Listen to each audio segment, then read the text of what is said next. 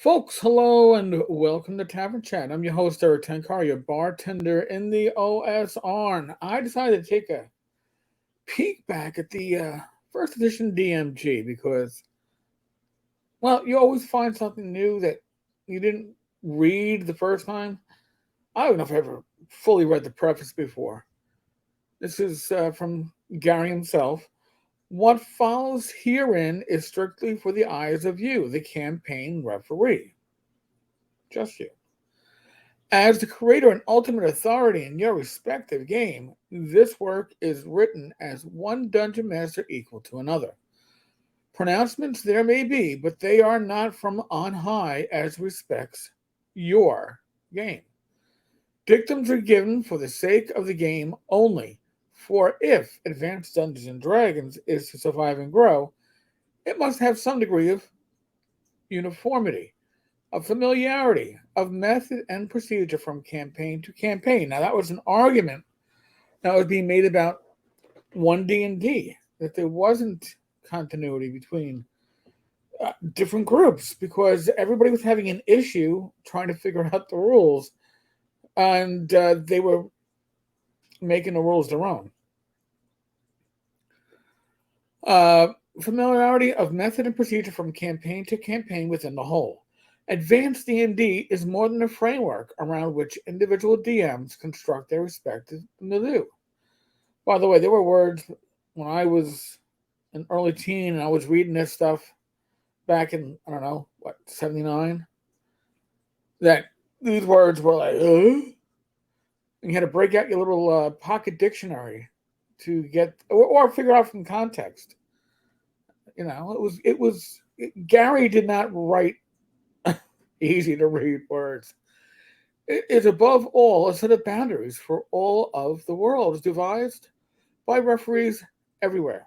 These boundaries are broad and spacious, and there are numerous areas where they are so vague and amorphous as to make them nearly non existent, but they are there nonetheless. Okay, so I want to move on to near the end of the preface. Because here is where Gary goes on again about this being a book exclusive to the DM. As this book is the exclusive precinct of the DM, you must view any non DM player possessing it as something less than worthy of honorable death. Now, I don't know if the assumption from Gary was that each group would have one steady DM. You'd never swap it out. No other player would want to step up and take on that role. No DM would ever want to take a step to the side and be a player. Um, the groups that I was in at the time, especially initially, the roles rotated. I was probably the primary DM, but others would step up and run games. And to say, and we didn't play basic, we didn't play BX. We played AD&D 1E. And everybody had all the core books. Peeping players, there will undoubtedly be, but they are simply lessening their own enjoyment of the game by taking away some of the sense of wonder that otherwise arises from a game which has rules hidden from participants.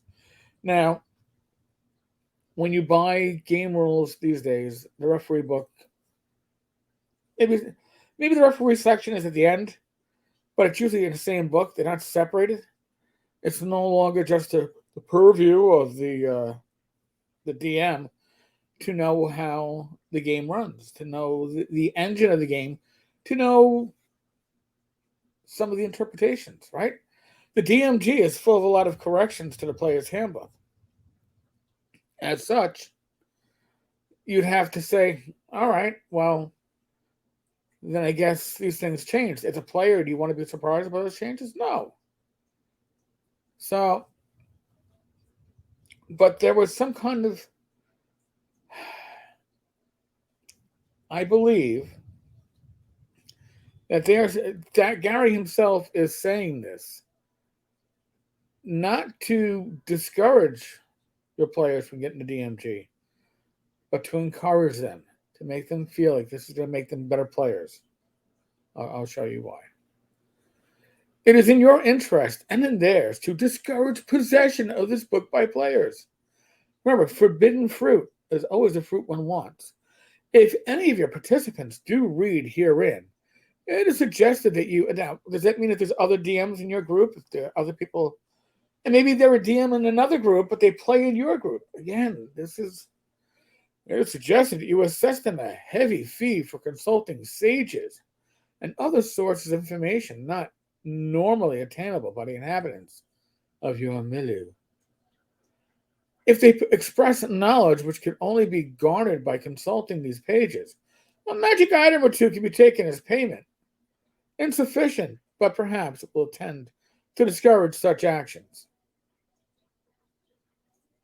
All right.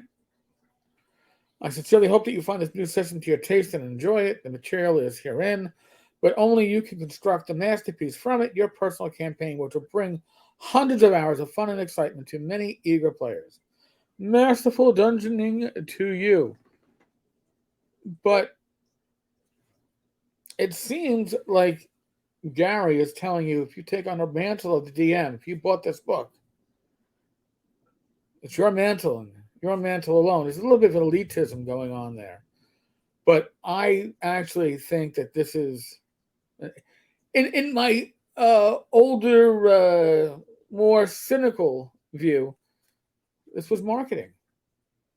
How do you get your players to buy the DMG if all they need is a player's handbook? Well, tell them it's the forbidden fruit. Right? And which of your players didn't memorize the Monster Manual? We couldn't consume enough D&D material, AD&D material at the time.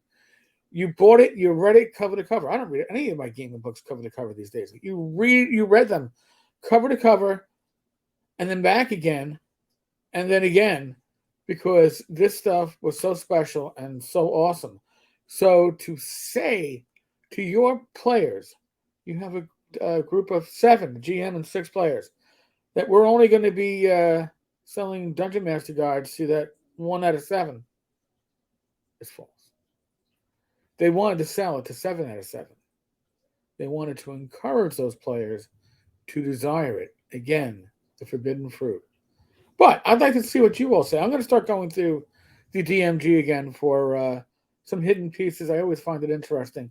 This may take off more when I get back from North Texas. So I'm sure North Texas will be a little live streams. When am I going? I arrive on Wednesday. So live stream Wednesday, Thursday, Friday, Saturday, Sunday, who knows? And actually I should do a video about the pros and cons of live streams, but you know all about that. Give me your thoughts on this, though, folks. Give me your thoughts on Gary's idea that AD&D was supposed to be that framework of consistency between campaigns. He could do tournament play, and everybody knows the same rules. I think you think about that. Your thoughts. Folks, as always, be safe, be well. God bless. Roll those dice, roll them well. We'll be back again tomorrow with more shite. Catch you later, folks. God bless.